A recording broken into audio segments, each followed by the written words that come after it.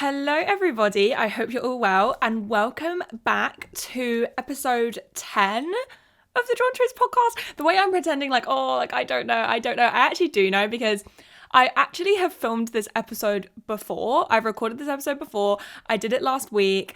And first of all, hate the way I looked in it because I decided to do like no makeup and my hair, oh my god guys, I've just had my hair done. I've got like new extensions and everything.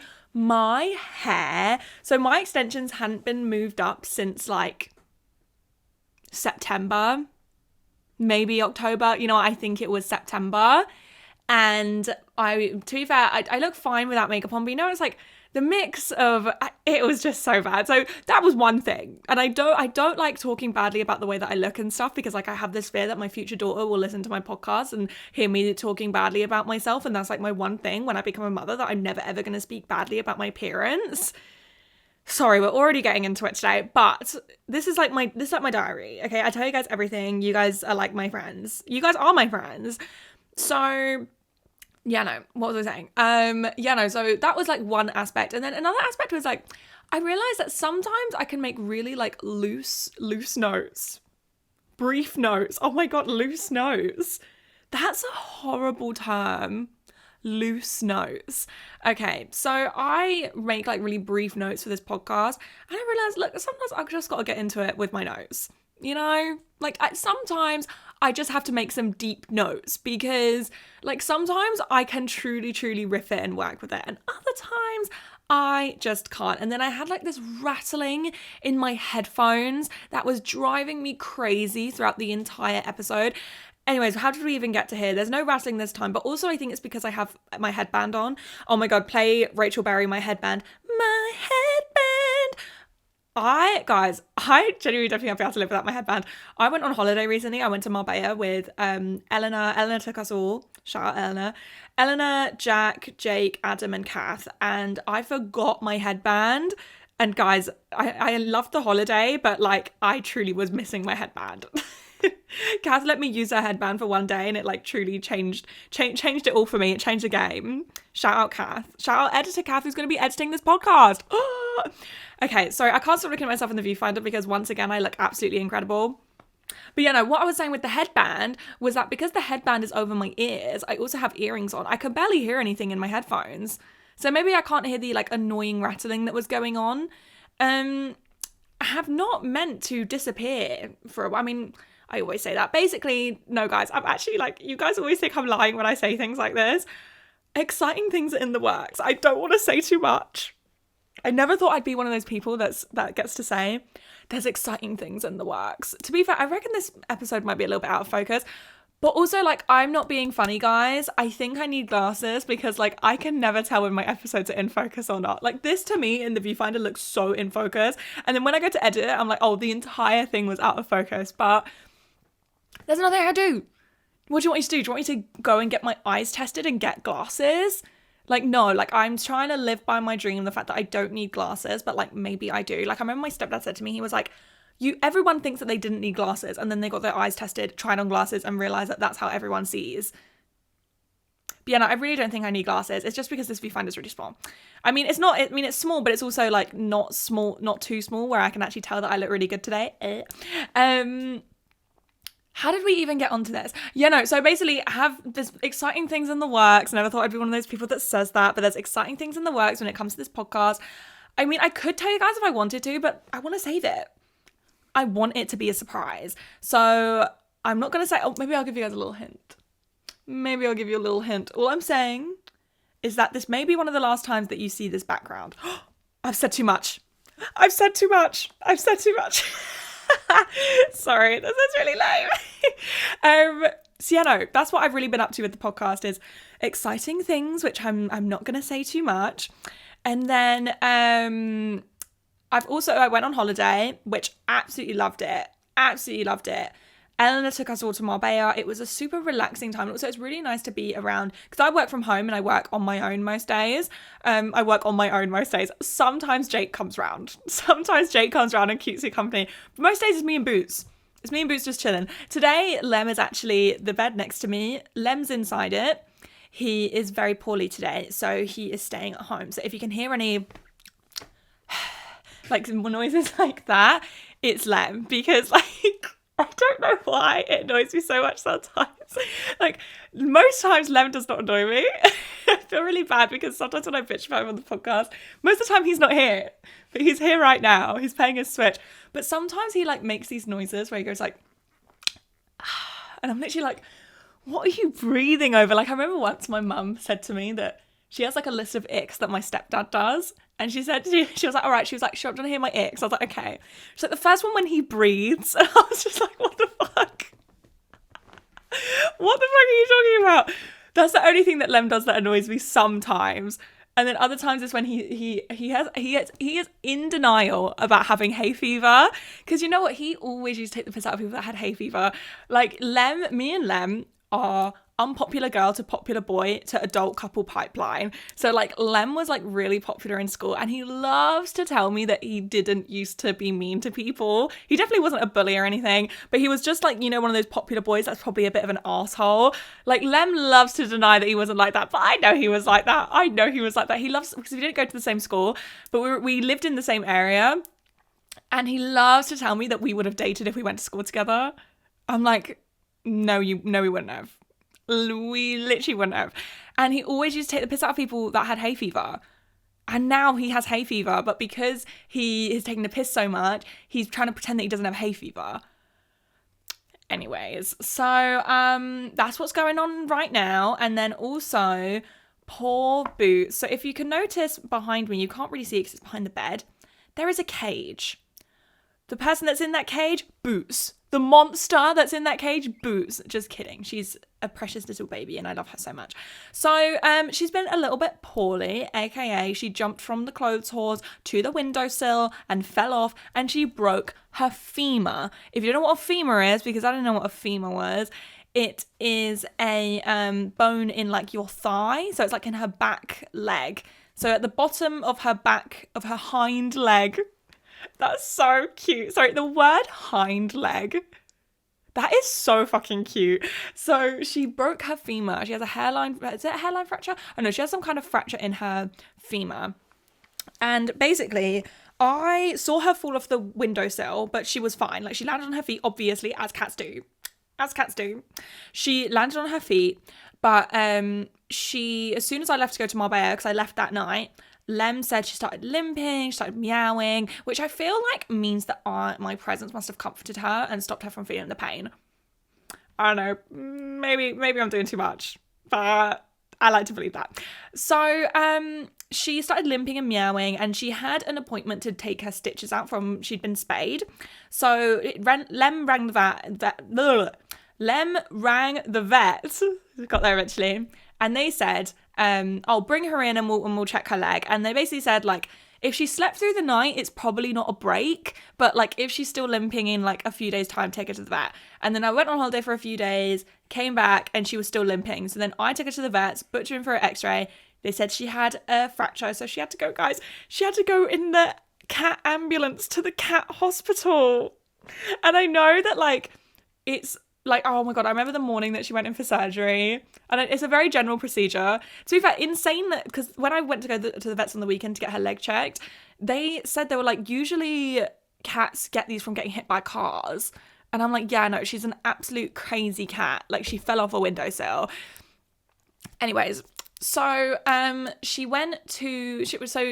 took her in the cat ambulance. I remember the morning of her surgery, we were lying in bed together, guys, and I was scrolling on my phone, and she was watching me scroll on my phone, and we were touching heads. And I was like, I don't want to take you to the vet. I don't want to be apart from you. But her surgery went all well. And I know that like cat ambulances, they like put them in cages, and then in the cat hospital, they also put them in a cage. Like obviously like it's they put blankets down and food and water and litter.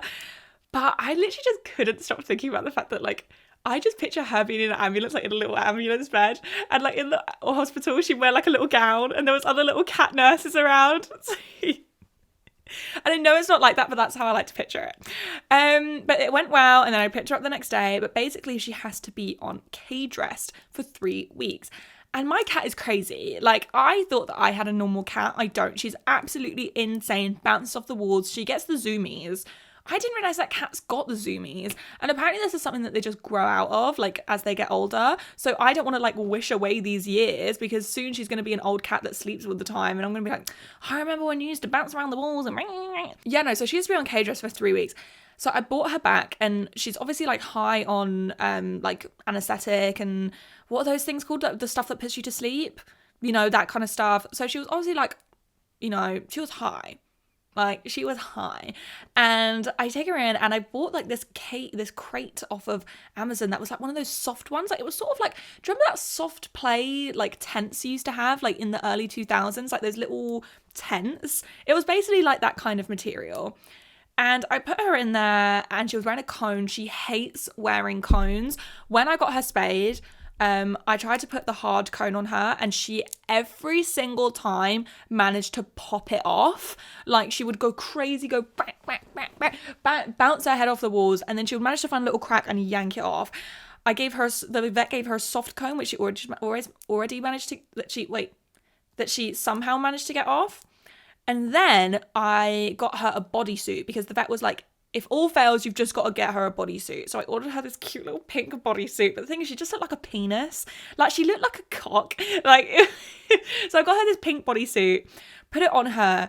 And, like, guys, she literally couldn't even stand up. And I Googled it, and apparently, like, some cats are just really hypersensitive to things like that. So she's really hypersensitive to cones and stuff. She was wearing her cone, but she's also, like, absolutely zooming on, like, drugs. So I put her in her little cage, gave her some of this fancy cat pate that I bought from Pets at Home, because I felt really sorry for her. And there's a Pets at Home, like, a 5-minute bus journey away from me. So I gave her all the stuff, and then I put a water bowl in there. And then she just starts freaking out. She just starts freaking out. And the thing is that the vet said to me she has to rest her leg. Otherwise, she is going to pop the pins, and then we'll have a problem. Like, you know, that's when things get complicated. So she has to rest it. But especially because it's very far down her leg, and because she's, like, still a kitten, they use these very, very teeny tiny pins. Sorry if this is so boring, by the way, but, like, this is what's been going on in my life.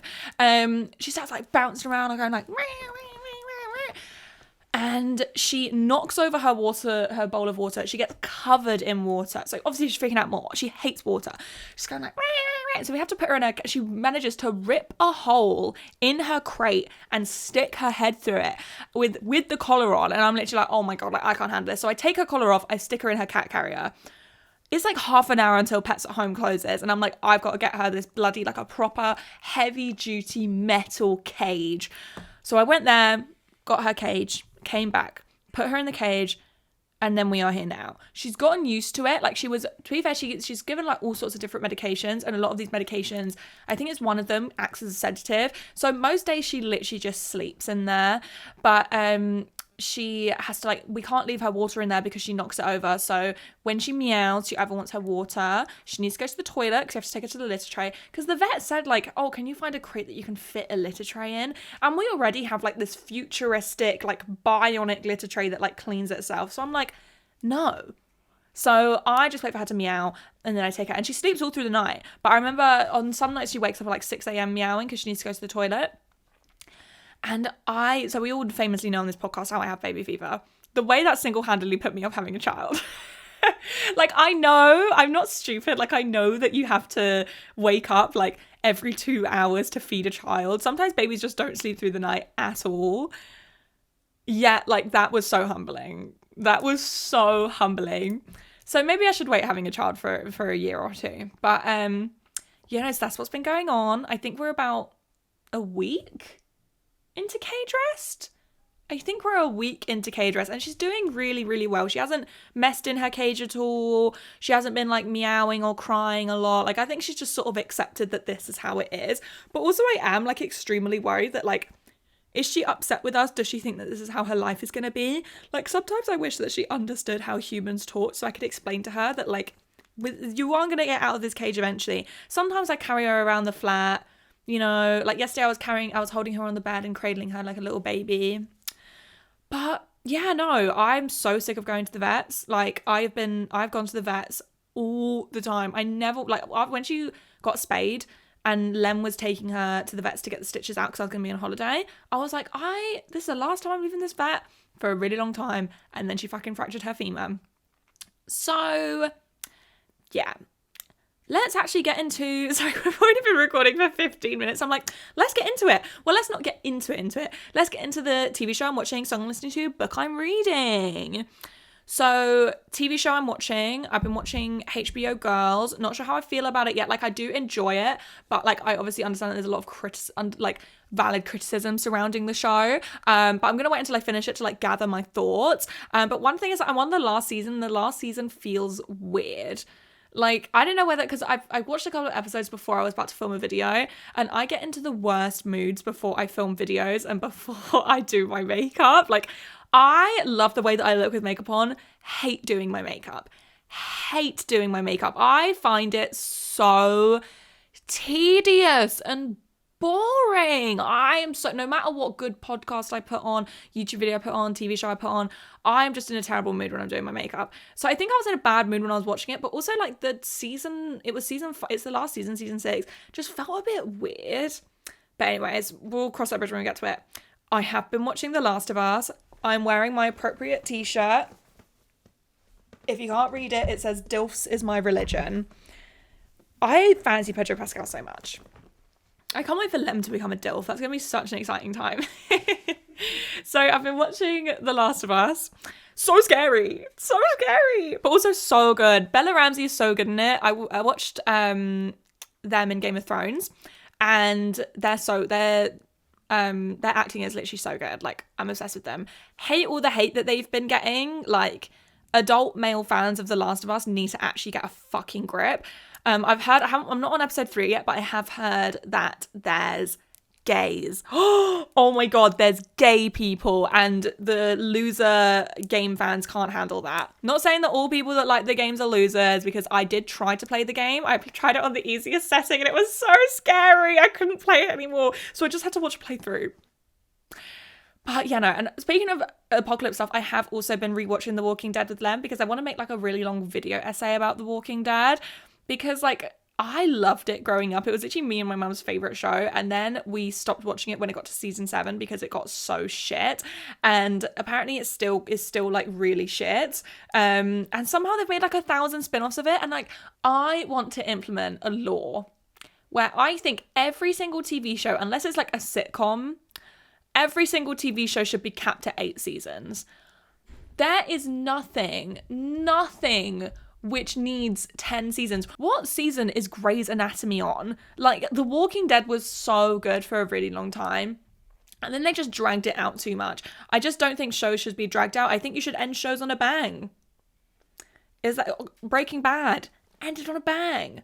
You know, and that's when you can bring the spin-offs into it. But they dragged out the show until season 11, until after Andrew Lincoln left. They dragged out the show, and then they've released 3 spin-offs. I mean, to be fair, happy for the actors, because they must be in their bag. They must be absolutely fucking loaded. But, like, I just feel like it just ruins shows. Anyways, so I have also been watching Couples Come Dine With Me. Me and Lem even made a drinking game out of it. Still watching, love Couples Come Dine With Me. It's so good. So the song I'm listening to, America Has a Problem, Beyonce, Lipstick, Ariel Pink, You Are the Right One, Sports. You Are the Right One. I could not find that song for the longest time. I was thinking about it, like, all on my plane journey home from Marbella. And I was like, I'm going to Google the lyrics and then I'll find it. And the lyrics are, sorry, I'm about to sing.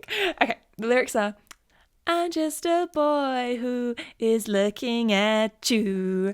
Be-do-do-do. Be-do, be-do, be-do-do-do. 'Cause what would I do? Great song. I was Googling the lyrics, nothing was coming up. I had to scroll through my saved audios on TikTok to be able to find it. Thank God I saved it, otherwise I would never been able to find it. Great song. That song reminds me of, like, because I've been researching into fanfiction lore recently, because I'm doing it. I'm not sure whether my friend would want me to say on the podcast that I'm doing a video with them. I don't know whether they want it to be a surprise. I'm doing a video with one of my friends about fanfiction, and I'm like researching into the tropes and the lore, and that song is so, like, slow burn, mutual pining, right person, wrong time. That song is so slow burn, mutual pining, friends to lovers. What was the other one I said? See, this is the thing. When my brain works at such a rapid speed, I have literally just forgotten what I've said. Basically, that song is like that. Like, that song is so mutual pining, slow burn, friends to lovers. I can't remember the other thing I said. Even, like, friends with benefits to lovers. Those are my favourites. Favourite fanfiction. I haven't read fanfiction in a long time, but those were my favourites. Friends with benefits to lovers. Even though, that, to be fair... I was about to say, it never works. Me and Lem started out just sleeping together. See, it's my favourite. It literally, I remember when me and Lem first started sleeping together. Well, not first. When we were sleeping together and there was, like, feelings in the mix. You know, there was like feelings in the mix. Oh my gosh, even though it was, like, a bit of a pain in the ass, because I was like, oh, does he like me? Does he not? Ooh. It was also, like, such a great time. I was into so much angsty romantic music. Like, this is my life right now. This is my life. I've also been listening to... Sorry, I've just realized I'm wearing my Dilfs t-shirt to mark The Last of Us, but I hate to be like a Pedro Pascal gatekeeper, but I have fancied him since before The Last of Us. Lem can prove it. Lem can vouch for me. I liked Pedro Pascal before The Last of Us, right? Obviously, I know that he's not like some niche actor. He was really famous. I first watched him in Narcos, and then I watched him in... Lem knew that he was in Game of Thrones, and didn't tell me. And then we're watching Game of Thrones, like, and I go, oh my God. It was so exciting. But yeah, obviously fancy my boyfriend more. Before everyone in the comments was like, oh, you're saying you fancy Pedro Pascal and your boyfriend's right there. Obviously my boyfriend is sexier than Pedro Pascal. Duh. My boyfriend is the sexiest man on earth. My boyfriend is really hot. And he even agrees. He said that he's been looking in the mirror recently going like, wow. And I'm actually like, that's so me vibes. I don't think I'll ever meet a couple that's obsessed with themselves the way that me and Lem are obsessed with ourselves. It's really funny.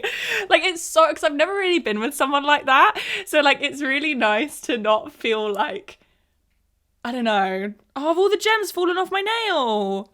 All the gems have fallen off this nail. I got my Valentine's anniversary nails. Love them. I want to rewatch Narcos. I really, really enjoyed it. It's a really, really good show. Anyways, another song I listened to, Bang Bang Bang, Mark Ronson.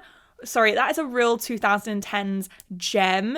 I discovered it when watching Girls, because Girls was, I think it was filmed 10 years ago in like 2011, 2012. So they have all these like really good 2010 songs. I am actually planning to make a podcast episode about the resurgence of the 2010s as someone who grew up in the 2010s, because I'm loving all the little TikTok things of like what it was like being obviously I didn't go to middle school, but like a middle schooler in 2013. It was like Bethany Motor, Essie mint candy apple nail polish, American flag themed everything. What was another thing of the early 2000s that I really liked?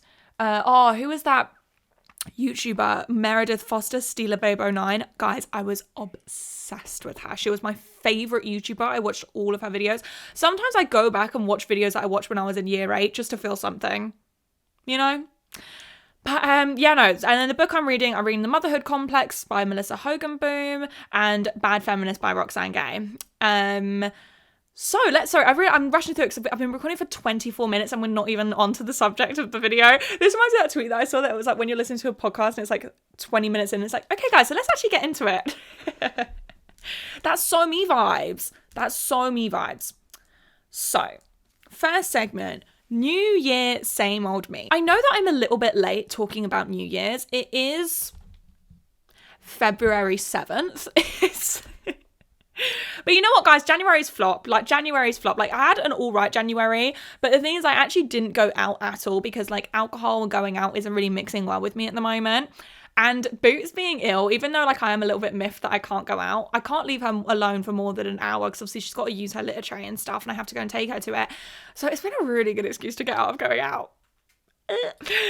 So I thought I would talk about New Year's, even though it's a little bit late, but January's flop month anyway, so the new year really starts now for me. Like, January is never like fresh start. January is more like, okay, we're easing into the new year.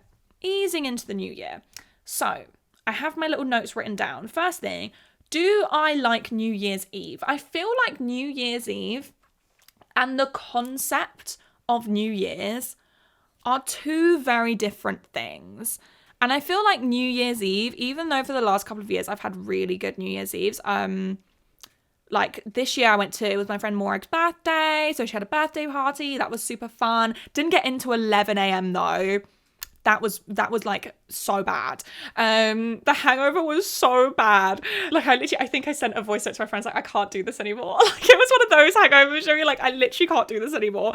So I had a really, really good New Year's Eve, but like New Year's Eve sucks. Like it's all good if you have a house party to go to, but if you go on a night out, it's not good. Why do tickets to places cost like £50? Like, unless you have like a sort of like a ravey kind of thing to go to, nightclubs, terrible, always packed. I remember I went to this nightclub New Year's Eve, I think it was 2018 going into 2019, Cargo in Shoreditch. Worst nightclub I've ever gone to. Worst nightclub I've ever gone to. And it was when I was in my anxiety era. Obviously still am in my anxiety era, but I every single time I'd go out I'd have a panic attack. So I had a panic attack, fun. And it was literally just like the worst night ever. One of my friends got so drunk we had to send her home in an Uber, and me and my other friend got into a massive fight. Oh, it was so bad. Like, all love to them, obviously, but it was not a good night. Then I remember the New Year's where I didn't do anything. So I remember when I think it was like 2017 going into 2018 maybe. Again, I was in my anxiety era. And it's so annoying because there's all this pressure to have like so much fun on New Year's Eve. And sometimes, guys, I honestly think the best New Year's that you can have, even though I had so much fun this year, the best New Year's that you can have sometimes is just staying in with your girls, having a sleepover, or like, again, just having a house party. It's just so much more fun than actually going out. Yeah, no, so I was in my anxiety era and I was meant to be going out with my friend to this like rave thing, and I just didn't want to go. So I was like, look, I'm really sorry, I'm going to cancel. And she was like, oh, it's fine, And I remember I was just at home with my parents, and my stepdad started berating me about being in. He was like, you're 19 years old and you're not going out on New Year's Eve. There's all this bloody pressure. It's just another night. But yeah, no, so I feel like there shouldn't be any pressure to go out and have a load of fun, especially when you go out, it always ends up being quite shit. But like, if you have a house party to go to, totally go to it. House parties are so fun on New Year's Eve. Shout out Morag's house party. I had so much fun. But onto the whole thing of like New Year's as a concept. I know a lot of people hate New Year's, but I personally really like it. Like, I love a fresh start. I just love like a whole thing of like a blank slate, a fresh start. I just feel like it sets off your year to like, I don't know, I just like it. I don't know why I'm trying to explain to you why I like fresh starts. As if it's this totally unique thing. Like, guys, I like fresh starts. Like, I just like a fresh start. And I do actually have some New Year's resolutions that I thought I would share with you guys. So the first one is to hit 500,000 subscribers on YouTube. The next one, monetize my podcast. Next one, improve my OCD. Next one, party less. And the next one, read more. Oh, my camera cut out. 1 second, guys. Sorry, switch my camera back on. And then the last one, buy less stuff. So I feel like the good thing with New Year's resolutions is that you should totally like choose New Year's resolutions that are a bit more broad. Like, obviously you can choose like some targeted ones. Like, for me, it's like, I want to hit 500,000 subscribers on YouTube. And then like someone else could be, I want to get promoted at work. I want to get a pay rise. You know, like, it's okay to have ones like that, but I wouldn't set them all to be so like specifically goal oriented. Like, make it so general, like read more. If I read like 5 books this year, then I would have read more than I did last year. Do you know what I mean? So like, I like setting really, really like loose ones like that I don't have to like keep to a T, and then I get really stressed out and feel like I'm like failing already. Because a lot of people don't like New Year's resolutions because they feel like they're like setting themselves up to fail. And I totally understand that. But also, like, if you don't set such like number oriented goals, then like you will not be disappointed. You won't feel like you failed. But like, I do get it. But the thing is that if you felt like you were setting yourself up to fail, then you wouldn't set yourself any goals in your life at all. And I feel like goals are like healthy to set as long as, you know, you don't make them super like numerical, and as long as you don't like berate yourself if you don't reach those goals.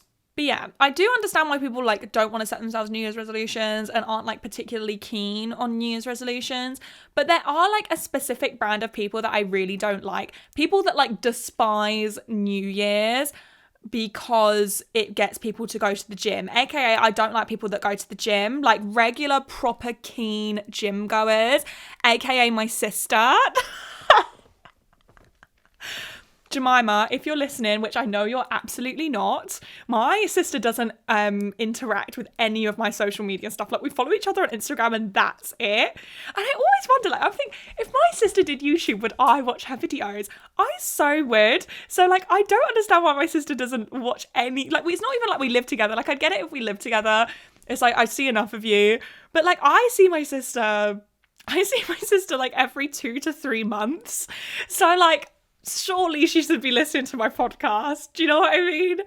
But yeah, anyways, so my sister is one of those people that like, she loves the gym. She loves the gym. And you know what? Good for her. Maybe a lot of this comes from jealousy because it's something which is just, I'm incapable of doing. I'm incapable of joining exercise. I'm incapable of joining the gym. No matter how many people tell me that it will improve my mental health. Like, my therapist was like, gym does improve people's mental health. I'm like, I fucking know, but I don't want to tell it. I did actually really enjoy pole though. I did pole for a couple of months and really enjoyed that. Yeah, no, so I just don't like people that like complain about people joining the gym in January and like hate New Year's resolutions because, oh, you should actually join the gym in any other time of the year. Why do you wait until January? Because goals are fun, goals are nice, goals are cool. All right, I love a fresh start. I can hear Lem moving around. You actually couldn't be noisier. Anyways, yeah, no, I don't like people that complain about people setting New Year's resolutions and joining the gym and stuff. Have you guys seen that gym that doesn't let you cancel your gym subscription unless you like get pregnant? Isn't that insane? I would hate that. Yeah, no, so if you don't like New Year's, just don't be a New Year's hater. You know what I mean? Like, don't rain on other people's parades. So I thought that maybe I would tell you guys some of my failed New Year's resolutions because we've all been there. Do you know what I mean? We've all been there. We've all failed New Year's resolutions. And I thought this would be a fun little thing to tell you guys about. So the first failed New Year's resolutions is I have tried, to be fair, I haven't tried it recently, but I have tried all throughout being a teenager of keeping a journal. Every single New Year's, I'd buy myself a shiny, fresh new diary or journal, and I would try to journal every single day. Never kept up with it. Never, ever, ever kept up with it. So wish I did. And to be fair, I feel like now I might do it like on my MacBook, but again, I'm not going to like hold myself to it. Like just sort of like say what I did today in like a note form and just keep on going, like my feelings and blah, blah, blah, blah. Like, I feel like that would be pretty good because, like, I think the whole thing of holding pen to paper is so tedious. I know that's so, like, sad and, like, oh, Gen Z, blah. But, like, it is tedious, especially when you have acrylic nails. So that is one of my repeat failed resolutions. Because I remember I used to watch so many, like, aesthetic-y YouTubers that used to be like, okay, I'm going to go journal. I wish I could be that bitch. But maybe I will be that bitch. Maybe I just need to like adapt it to myself. But yeah, no, speaking of like consumerism and de-influencing, don't buy a new diary if you've never kept a journal before. I'm sure you have plenty of notebooks at home. Having a fancy, fresh, aesthetically pleasing journal will not help you keep a diary, I promise you. Next one, getting my podcast up off the ground. I started this podcast a year ago in 2022, January 2022, and I kept saying this is going to be the year that I'm going to have like a really good podcast and didn't keep up with it. This year is going to be the year of the podcast. Okay? I can't. I've said too much.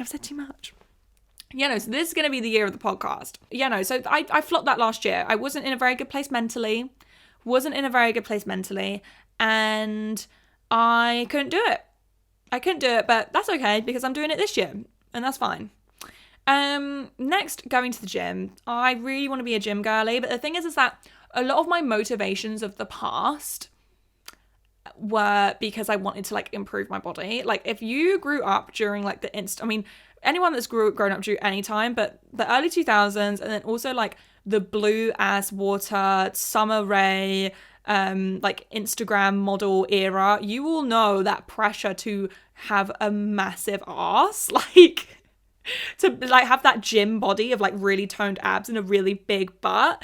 I tried to go to the gym so many times and I flopped, and that's okay. Gym just isn't for me. Now I sort of do want to start exercising for my mental health, but like I hate exercising so much.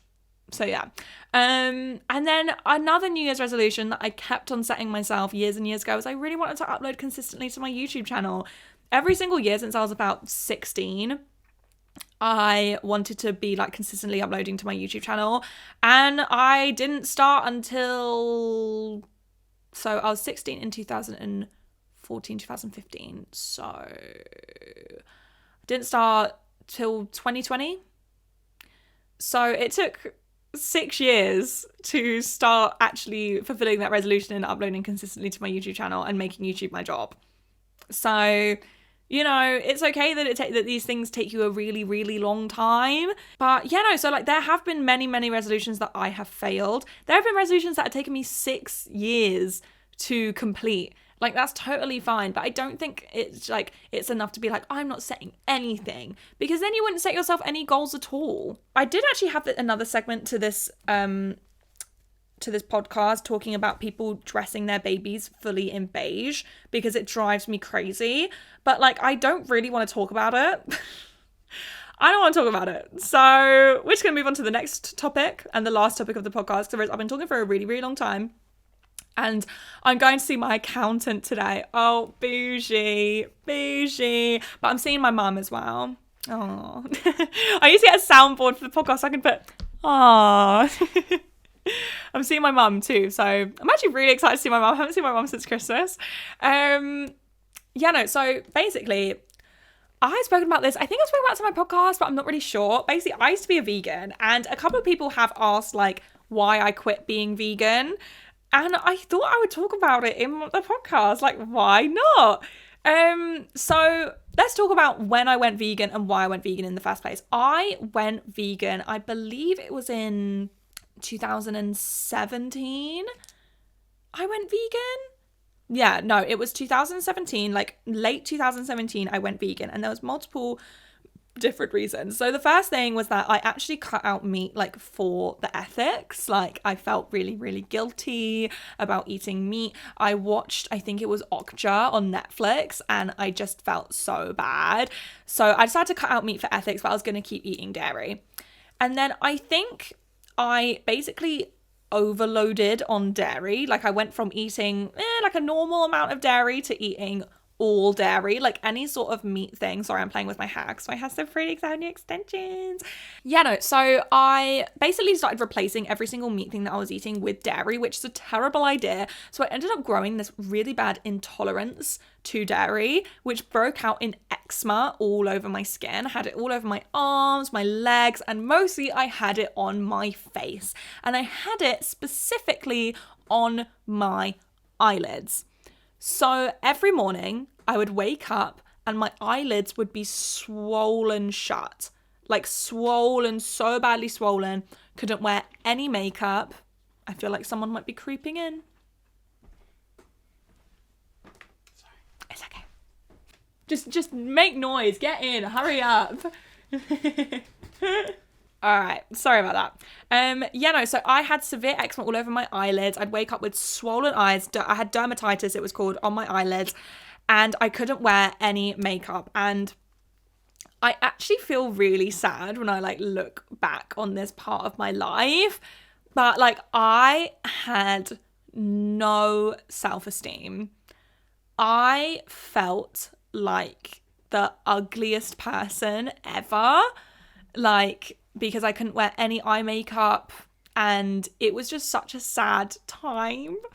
Yeah, no, sorry. So basically, it was a really, really sad time in my life. And then another thing was that I developed really bad anxiety during this time. And one thing, I don't know how a lot of people's bodies respond differently to anxiety. And look, guys, this is going to be TMI. Is everyone ready for a bit of TMI? When I was anxious, it would go straight to my stomach and I would feel like I was going to shit myself. So whenever I had a panic attack, I felt like I was going to shit myself. I'm not even joking. So like, imagine feeling like you can't breathe and that you feel like you're dying. Imagine that, but then also feeling like you're going to shit yourself in a public setting too. So I was like, I've got to cut out the dairy because it will stop my tummy from feeling funny. And then also it will stop my eczema. And it did. But then also I feel like a lot of other things stopped my eczema. The fact that I actually started moisturizing, that I actually started taking care of like my skin and myself. So I had like go-to vegan. But the thing is, so I still am a bit of a fussy eater, but not really. Lem just likes to say I'm a fussy eater because Lem eats absolutely everything, like apart from peas. Imagine eating everything but peas. Like, what did peas do to you? Anyways, so Lem insists I'm a fussy eater, but I'm not. But I used to be a very fussy eater. And the problem is that a lot of my vegan meals, I would basically just try and find so many different meat substitutes. I try and eat what I was eating before instead of like fully experimenting with food, which is such a shame. I definitely think that I could do like, I wouldn't go full vegan now, but I definitely think that I could do like vegan meals. Like I have actually ordered like some like lentils and stuff to make like a lentil curry and like a chickpea curry. Like I want to do stuff like that. At the time, it was basically just all about finding all like meat alternatives. So my go-to meals were pita bread and hummus. Oh, love pita bread and hummus. Can't eat it anymore because I ate it every single day for about 3 years. Vegan spaghetti bolognese, tomato soup, instant noodles, party rings, jacket potatoes, vegan bacon sandwiches. Guys, the first time I tried vegan cheese, like you vegans are lucky now because back 5 years ago, the vegan cheese was fucking atrocious. There was only one good vegan cheese. It was the Violife shredded mozzarella that I used to put in pittas with like rocket and tomato. Oh, so good. Yeah, no, that's the only good vegan cheese, but you can't melt it. Don't melt it. But oh my God, I remember so my go-to meal would be like, I'd have cheese and Marmite bagels and I'd like pop them in the oven and melt the cheese. So I remember I was like, oh, I'll just do the vegan cheese. And I bit into it.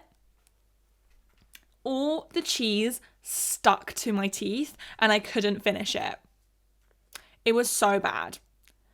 It was genuinely like, it transformed my life, but in like the worst way possible. So that wasn't good. But the thing is that none of these meals were particularly nutritious.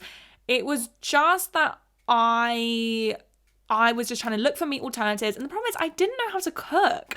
Like, I'm going to be honest, my boyfriend taught me how to cook. Lem taught me how to cook. Like, I didn't know anything about seasoning.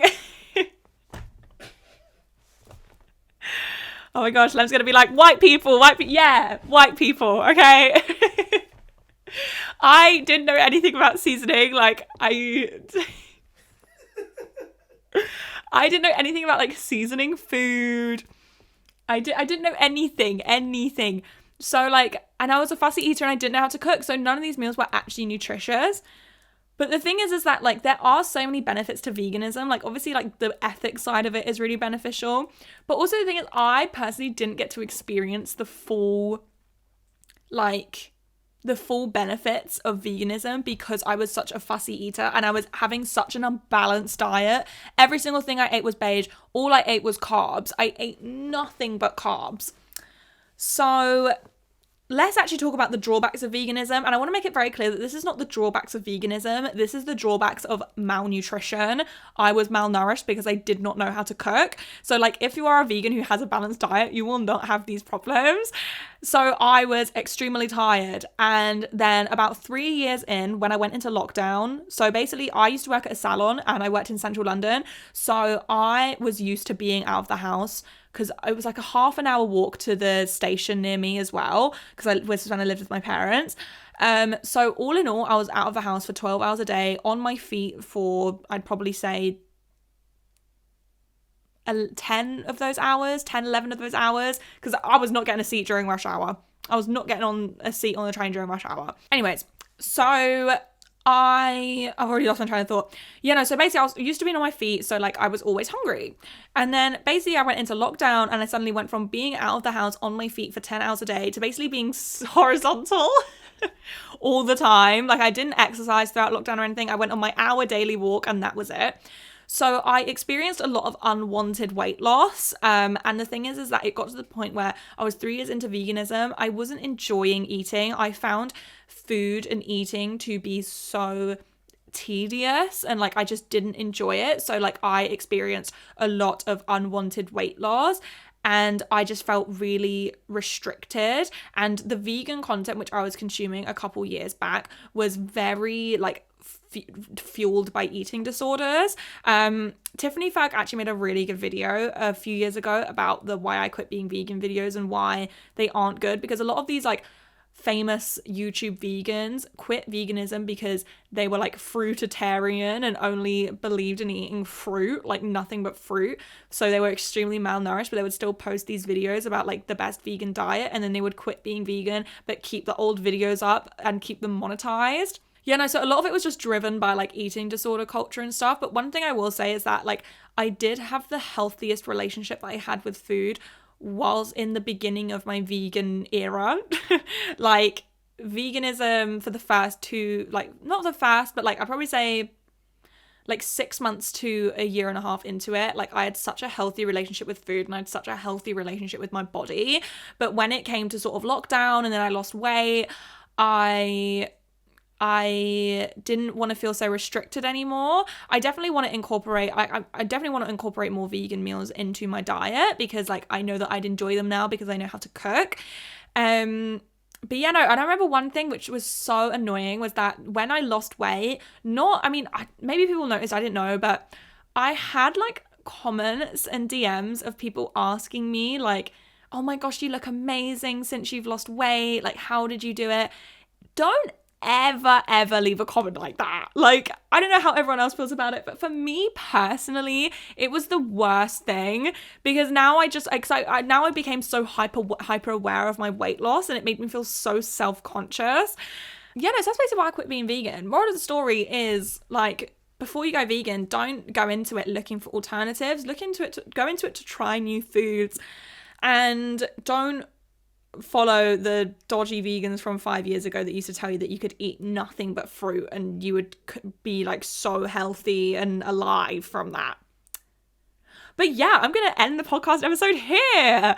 I hope you guys enjoyed this episode. I had so much fun recording it, much better how it went last time. So my highlighter looks so good. It's a random old Kevin Aquan one that I found at the bottom of my makeup bag. But yeah, no, so I'm going to go because I'm going to go see my accountant and my mum. And I will see you guys soon for the next episode. Bye!